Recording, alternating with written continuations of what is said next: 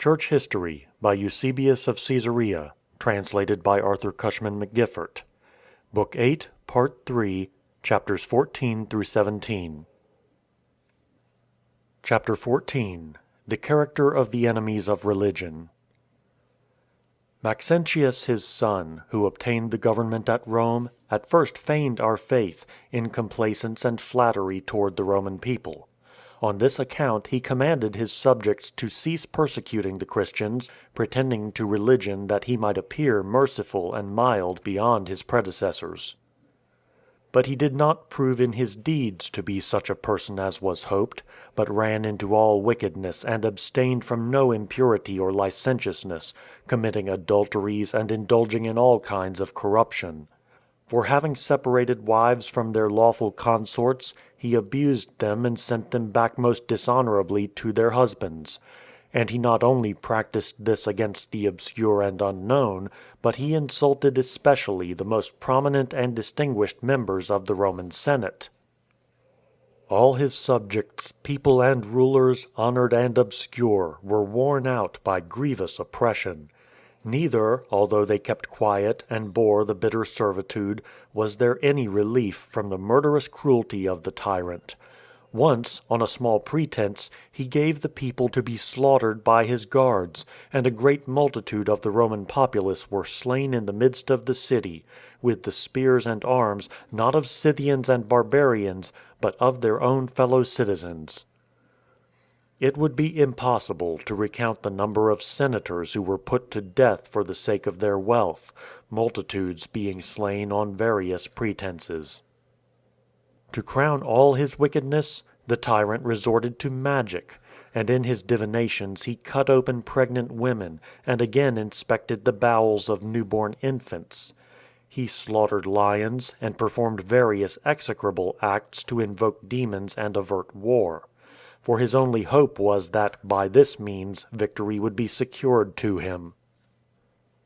It is impossible to tell the ways in which this tyrant at Rome oppressed his subjects, so that they were reduced to such an extreme dearth of the necessities of life as has never been known, according to our contemporaries, either at Rome or elsewhere.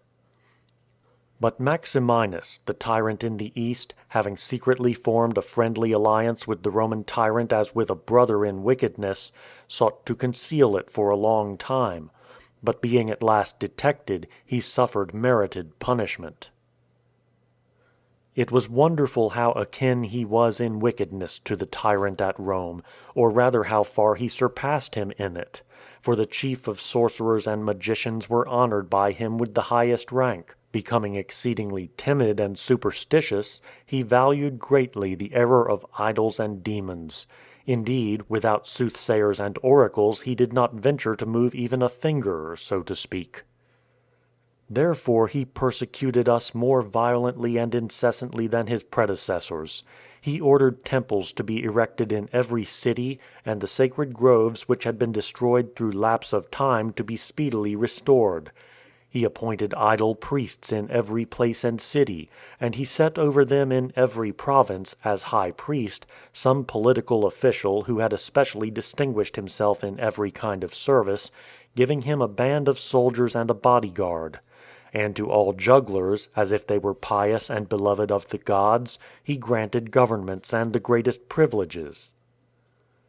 From this time on he distressed and harassed, not one city or country, but all the provinces under his authority, by extreme exactions of gold and silver and goods, and most grievous prosecutions and various fines. He took away from the wealthy the property which they had inherited from their ancestors, and bestowed vast riches and large sums of money on the flatterers about him. And he went to such an excess of folly and drunkenness that his mind was deranged and crazed in his carousals, and he gave commands when intoxicated of which he repented afterward when sober. He suffered no one to surpass him in debauchery and profligacy, but made himself an instructor in wickedness to those about him, both rulers and subjects. He urged on the army to live wantonly in every kind of revelry and intemperance, and encouraged the governors and generals to abuse their subjects with rapacity and covetousness, almost as if they were rulers with him.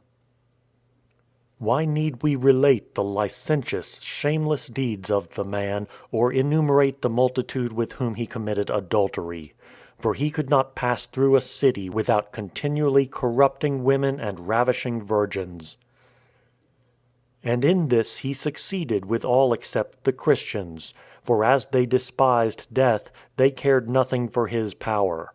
For the men endured fire and sword and crucifixion and wild beasts and the depths of the sea, and cutting off of limbs, and burnings, and pricking and digging out of eyes, and mutilations of the entire body, and besides these, hunger and mines and bonds.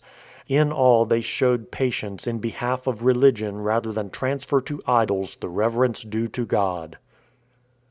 And the women were not less manly than the men in behalf of the teaching of the divine word, as they endured conflicts with the men, and bore away equal prizes of virtue. And when they were dragged away for corrupt purposes, they surrendered their lives to death rather than their bodies to impurity. One only of those who were seized for adulterous purposes by the tyrant, a most distinguished and illustrious Christian woman in Alexandria, conquered the passionate and intemperate soul of Maximinus by most heroic firmness. Honorable on account of wealth and family and education, she esteemed all of these inferior to chastity. He urged her many times, but although she was ready to die, he could not put her to death, for his desire was stronger than his anger. He therefore punished her with exile, and took away all her property. Many others, unable even to listen to the threats of violation from the heathen rulers, endured every form of tortures, and rackings, and deadly punishment. These indeed should be admired. But far the most admirable was that woman at Rome, who was truly the most noble and modest of all, whom the tyrant Maxentius, fully resembling Maximinus in his actions, endeavored to abuse.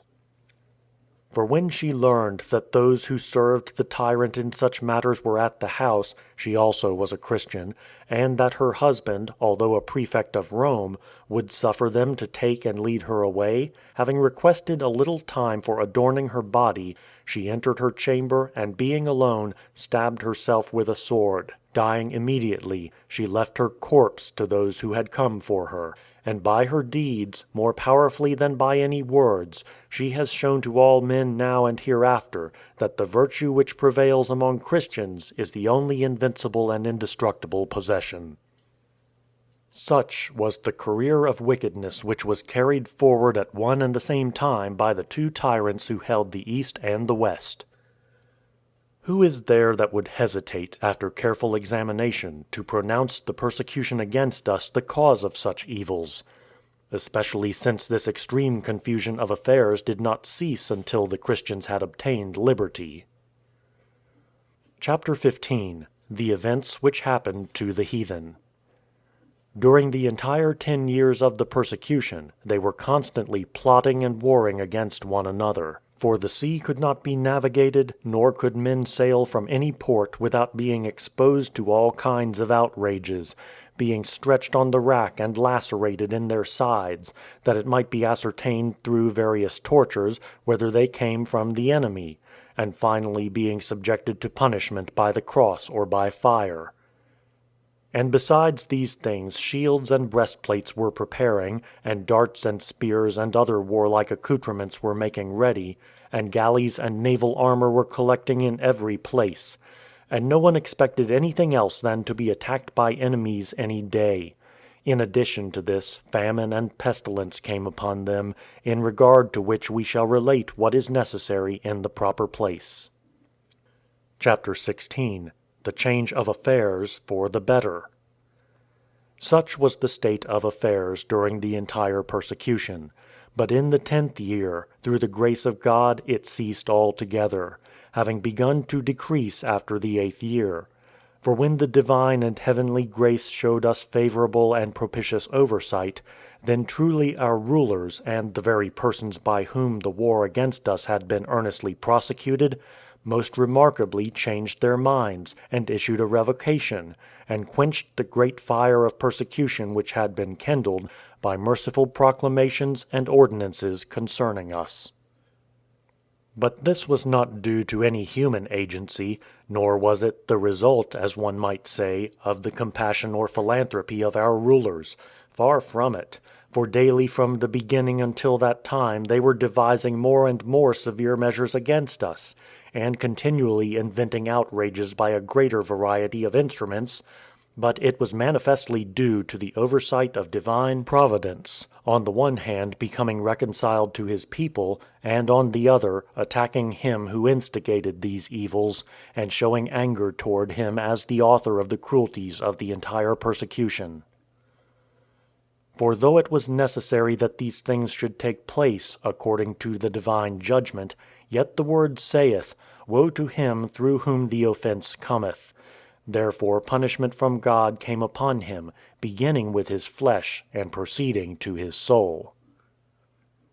For an abscess suddenly appeared in the midst of the secret parts of his body, and from it a deeply perforated sore, which spread irresistibly into his inmost bowels. An indescribable multitude of worms sprang from them, and a deathly odor arose, as the entire bulk of his body had, through his gluttony, been changed, before his sickness, into an excessive mass of soft fat, which became putrid and thus presented an awful and intolerable sight to those who came near.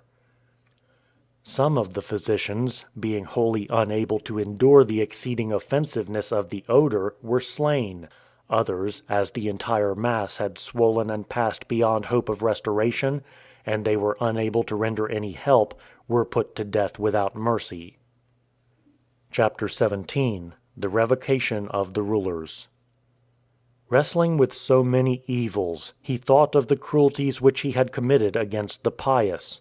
Turning therefore his thoughts toward himself, he first openly confessed to the God of the universe, and then summoning his attendants, he commanded that without delay they should stop the persecution of the Christians, and should by law and royal decree urge them forward to build their churches and to perform their customary worship, offering prayers in behalf of the emperor.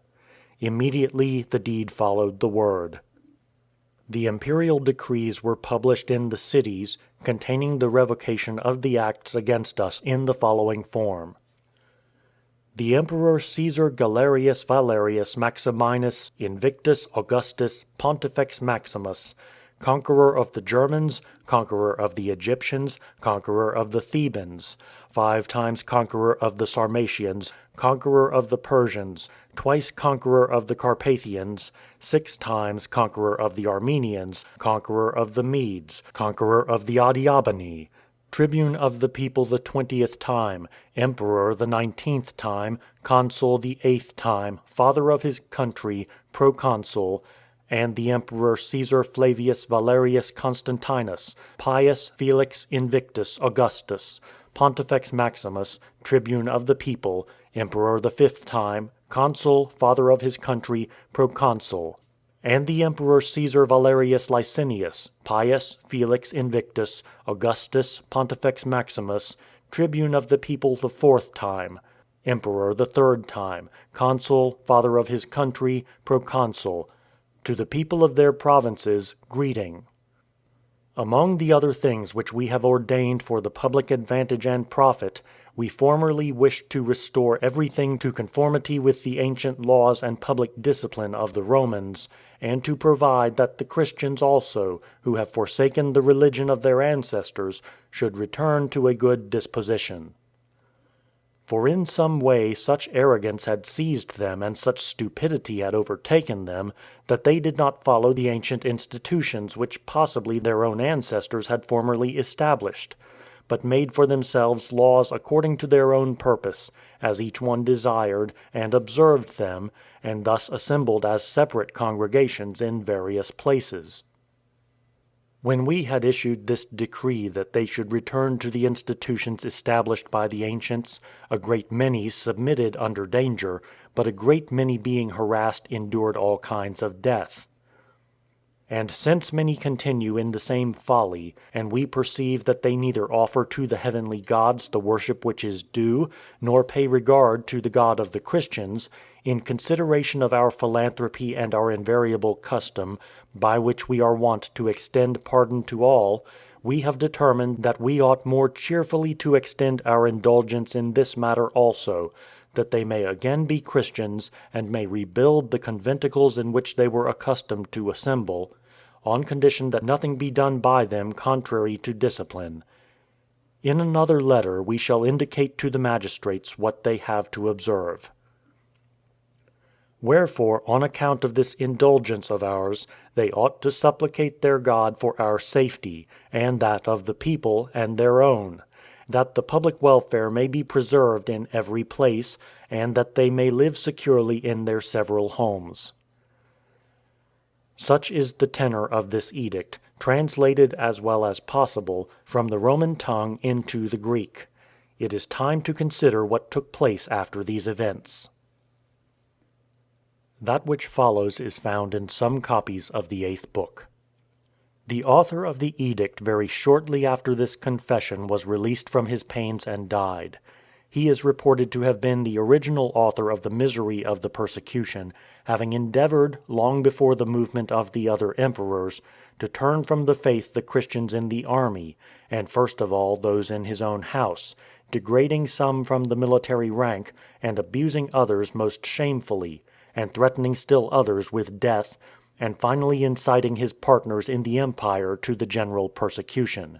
It is not proper to pass over the death of these emperors in silence. As 4 of them held the supreme authority, those who were advanced in age and honor, after the persecution had continued not quite 2 years, abdicated the government, as we have already stated, and passed the remainder of their lives in a common and private station. The end of their lives was as follows. He who was first in honor and age perished through a long and most grievous physical infirmity. He who held the second place ended his life by strangling, suffering thus according to a certain demoniacal prediction, on account of his many daring crimes. Of those after them, the last, of whom we have spoken as the originator of the entire persecution, suffered such things as we have related. But he who preceded him, the most merciful and kindly Emperor Constantius, passed all the time of his government in a manner worthy of his office. Moreover, he conducted himself towards all most favorably and beneficently. He took not the smallest part in the war against us, and preserved the pious that were under him unharmed and unabused. Neither did he throw down the church buildings, nor devise anything else against us. The end of his life was happy and thrice blessed. He alone at death left his empire happily and gloriously to his own son as his successor, one who was in all respects most prudent and pious. He entered on the government at once, being proclaimed supreme emperor and Augustus by the soldiers. And he showed himself an emulator of his father's piety toward our doctrine. Such were the deaths of the 4 of whom we have written, which took place at different times. Of these, moreover, only the one referred to a little above by us, with those who afterward shared in the government, finally published openly to all the above-mentioned confession in the written edict which he issued.